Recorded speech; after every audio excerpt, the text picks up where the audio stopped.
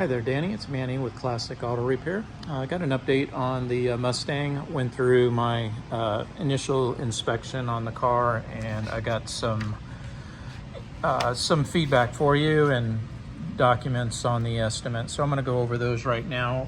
I completed a safety check on it just to make sure everything was operating the way that it should for the road. Headlights, high-low beams okay, brake lights okay, turn signals working, indicators in the dash are good, license plate light is operating, park light circuit, the horn is working, wipers, seat belts, tire wear is good, and braking distance is within specs. On the items on the to-do list, basically took the items you had on your list and added them to my to-do list. Checking for fluid leaks and diagnosing the source. The first leak is right here. It's this fitting that connects the braided steel line to this elbow right here. It's leaving a drip right on the bottom of this location. It's not the power steering pump or any of the fittings on it, so that's good news. What I need to do is try to get some wrenches. I'm going to put it up on the lift and get on the bottom side, see if I can tighten these up and slower stop that leak for you. Other than that, the power steering system is in good shape. Next item on the list is the, and that's what that drip is right there. That's your power steering there. On the back side of the car, you can kind of see a couple of drips down there at the back side. That's on your on the back side of the bell housing, your crankshaft. More than likely, I'm going to check it a little bit closer, but I don't see anything that we can do to prevent that. That's your crankshaft rear main seal that's putting a few little drips down there onto the bell housing, but I'm going to verify that when I get it up on the lift.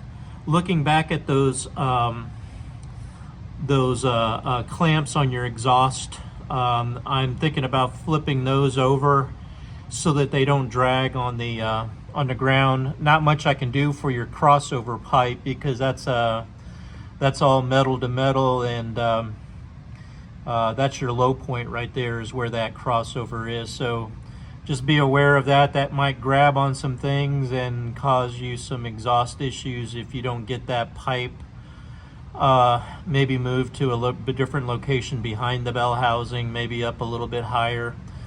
Not much, like I said, I can advise you on that. We have cars that are that low in the shop all the time, and you just kind of learn to live with it, and moving those clamps will definitely get you up another inch on clearance. So that's on my task list down there. All right.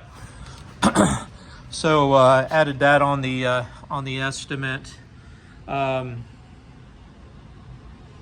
Diagnosed the fluid leak on the power steering. We know where that is.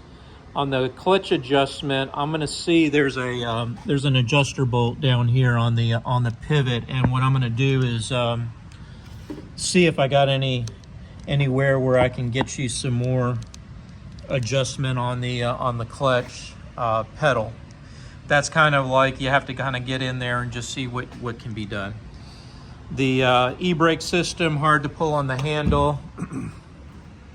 A lot of times this is has to do with the cables, and yeah, it's definitely tough. It shouldn't be that hard, and it's definitely not moving. The cable itself might be locked up or some other issue down there.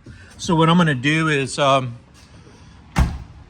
I have some time for diagnostics listed on the estimate, and that's going to allow me to get it up on the lift, find out which part needs to be repaired or replaced. And with everything being pretty brand new on this car, I'm just going to check to see if they replace the emergency brake cable that comes from the firewall. It looks pretty good down there. I can see it. It doesn't look original, like it has been replaced. So I'm just going to try to get down there and see where it is that's causing that tension and not allowing me to move those cables. It could also be something on the rear brakes.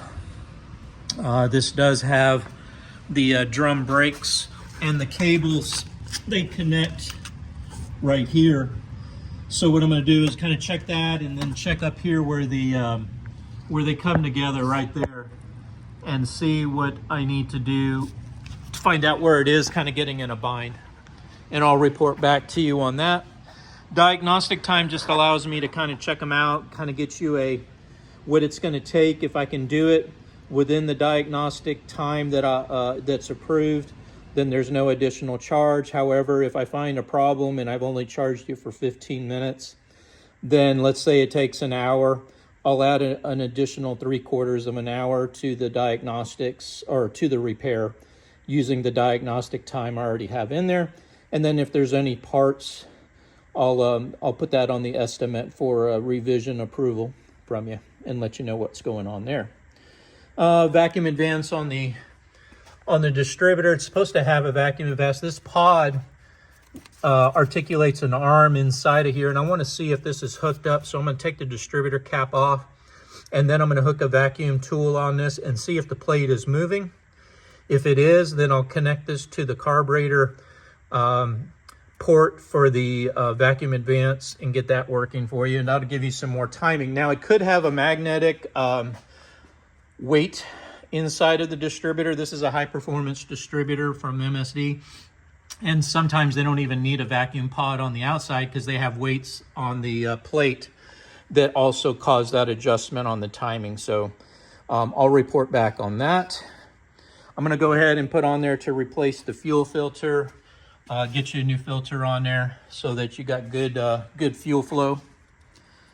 And then diagnose the cooling system, overflow pressure. What we're looking for there is what goes up into this bottle here. We want to make sure that this cap is holding pressure. So I'm going to go ahead and do a test on it. Make sure that it's holding up to 16 psi.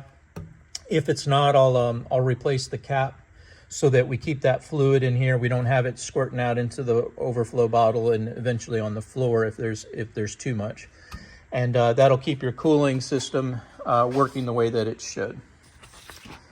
And then, like I said, on the back side was just the safety test, and everything tested out okay. That's kind of where I am on the car. It's really a good, solid Mustang. It drives really good, road tested good. And now I'm just going to kind of hit those things on the list. When I get it up on the lift, I'll record you another video.